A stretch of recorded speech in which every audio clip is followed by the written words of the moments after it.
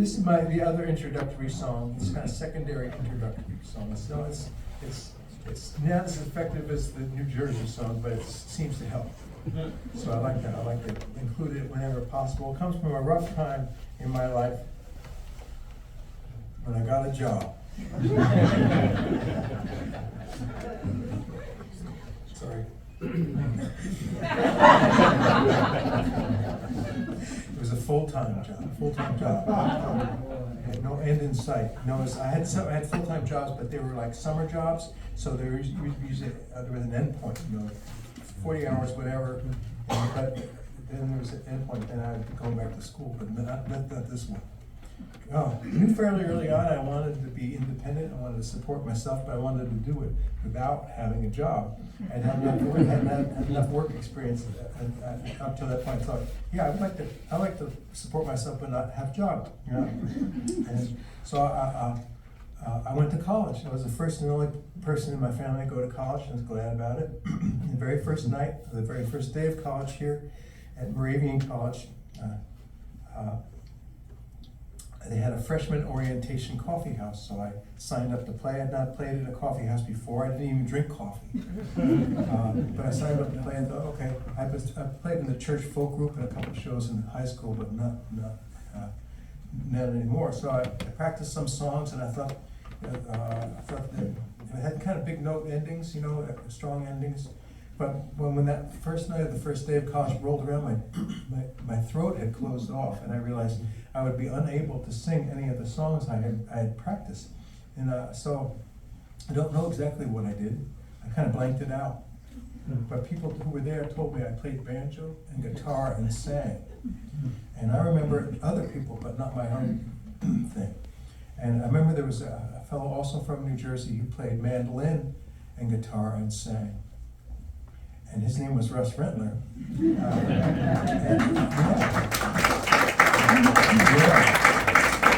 And in the audience was a guitar player who saw the makings of a bluegrass band. So that was the beginning of the Razzie Dazzy Spazzing Band.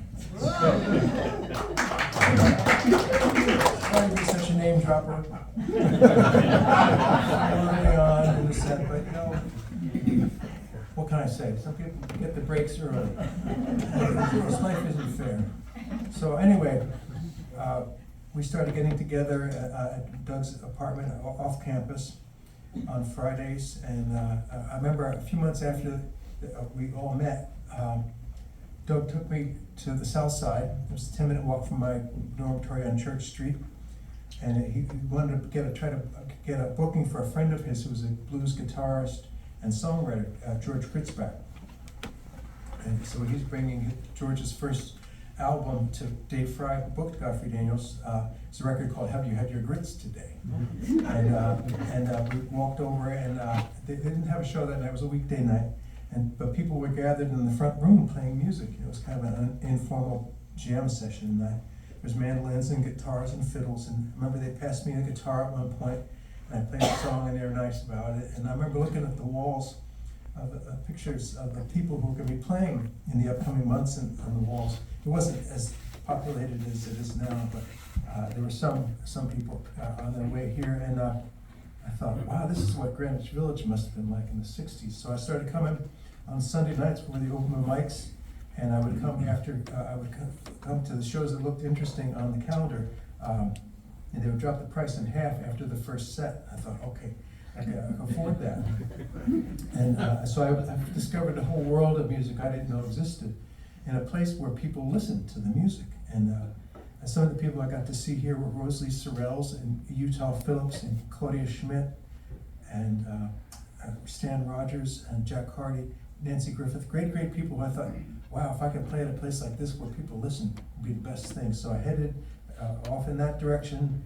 I didn't know how that would affect my studies, so to have a more secure future, I became a philosophy major. So that way, if the music thing didn't work out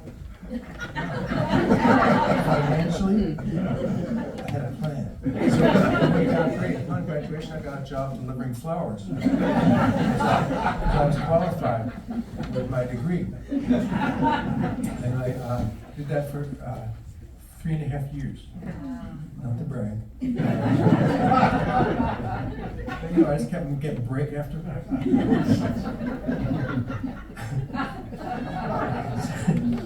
So, then I was offered this full-time job, and I took it, and I didn't know if I was trading in my dream of playing music for a steady paycheck. So I wrote this song in a deep pit of melancholy, despair, and woe. Especially woe. All right, there'll be less talking as we go along here. Jim mentioned an intermission. There's not going to be an intermission. It's going to be one big set, and then there's going to be a really long break.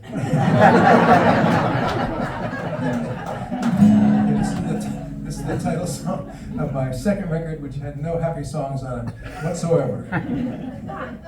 So if you're down there, it would keep you there.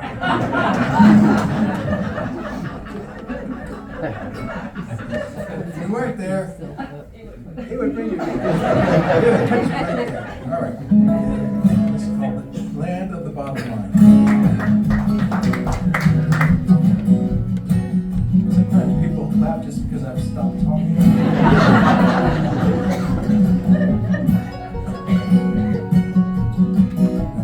Bribe a wino on what I used to make. My fortune was as sure as the wind,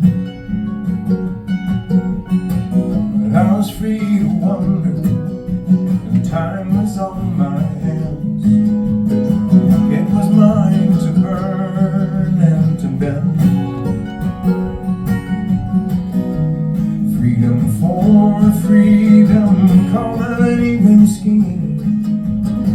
Give me time to wonder and to dream. I need the money, they'll take the time down to the land of the bottom line, to the bottom line.